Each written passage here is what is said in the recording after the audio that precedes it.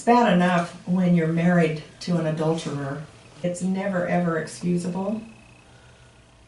But it's even more heinous when you're married to someone that is devoted and loving and kind and good, like Hosea was. And Gomer just spit in his face and kept going. God's saying this is exactly what Israel does. And he would have us ask, is this what I do? Can you imagine being married to someone that's going out, literally, I can say it now because there are no children here, sleeping around, having sexual intercourse with other women, and doesn't care how it's affecting you? You've been a good, loving, caring wife who has given your all for this man. Can you imagine how that breaks the heart of God? This is the story of Hosea. This is what he's trying to get through to the prophet. How he's trying to get him to understand so he can explain to the people, this is serious business. Though you, Israel, play the harlot, let not Judah offend. Okay, now here he is talking about Judah. Remember he talked about the first week, Judah was the southern kingdom, Israel's the northern kingdom. Judah's doing a little better than Israel. They had a few more good kings. They're doing a little better. But he says, Judah, do not come up to Gilgal, nor even to Beth-aven. All right, well, I didn't know what those two words meant, so what those two places were. But I found out that they're places where they're centers of idolatry. And if a citizen of Judah traveled there, it meant that they shared in Israel's idolatry. Okay? And so Judah's being warned not to follow Israel's sinful ways. Okay, so what does that have to do with us? I always like to read and think, okay, that's good. That sure is, yeah, it's important that God said that to Judah. But what does it mean to me? You know what it tells me? What does it tell you? Well, I think be careful who you're hanging out with. Yeah. Choose your friends wisely? Yeah. Do we choose our friends wisely?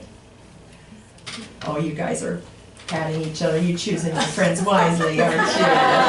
Yeah, I see that. I love that. We like to hang out together, don't we? Yeah. But, you know, sometimes parents will say, oh, I want you to help so-and-so. You know, they've gone the wrong direction. You need to pull them up. That's a scary thing to do, to put your child in that position. Why? They might be taken down. Yeah. More times than not. More? Say it. More Loud. times than not, they will be the ones they will lead your child astray. Yeah. So if you are going to do that, you better be there with that child. Yes. Invite.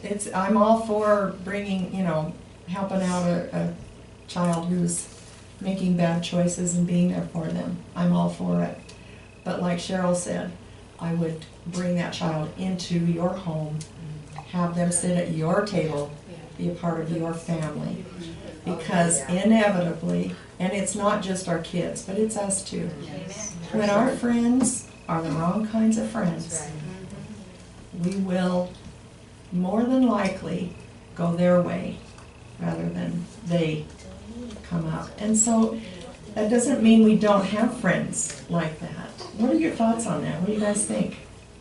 Even in little things like, oh, I'm listening to the gossip, or I'm, just little things, but Yeah.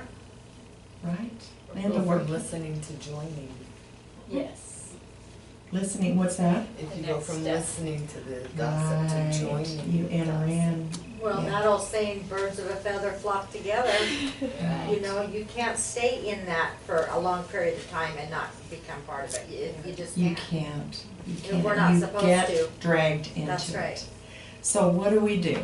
When that happens, let's talk about it. You find yourself in a situation, whether it's something like gossip or, I don't know, whatever else some kind of sin. You gotta remove yourself. What do we do? You've got to remove yourself. Yeah, run. Yeah. Like You better Joseph get it. You with better Potiphar's Get out wife. of it. That's right. You run. You do not, what do they Don't say? look back. Don't look back, don't pass go, just get on out of there as fast as you can, Yeah, 'cause it will take us. yeah. And they need that light, and it's really not our light, it's His light He's reflecting. invited. What a privilege it is to be able to carry His light and send it out and impact lives and do what we can to make a difference in the life of just one person. We don't have to take on the whole world.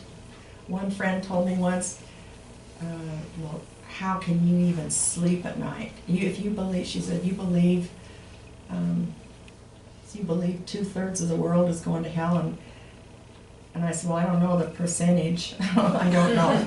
Those without Christ are going to hell forever if they're not in a relationship with Jesus Christ. The Word tells us that. It says it. It's easy to have a relationship with Jesus. We just invite Him in. We come to Him and we say, Lord, I'm a sinner. I've done wrong. I thank you that Jesus Christ went to the cross and died for me to take my punishment, the punishment I deserve. He took it on the cross for me. And I received that as a free gift. It's all it is. There's nothing we have to do except say, yes, Lord, I received that free gift. And you can do it right now, sitting at the table right where you are in the privacy of your own heart. That decision is critical. It's an important decision that each one of us has to make. She was saying, if you know that people are going to hell for eternity, all those people out there in the world, how can you sleep at night? That was a good question. It really was. And I thought about it, and I prayed, Lord, give me an answer, because I don't know what to say. You know what He said? He put this thought, I know it was from Him, because it wasn't, I'm not that smart. I told her, I said, I can't do anything about all those other people out there. But right now, He's put you in front of me. And I can talk to you. And that's why I was saying that. One person at a time. One person. Just let your light shine with one person at a time. You never know what God's going to do.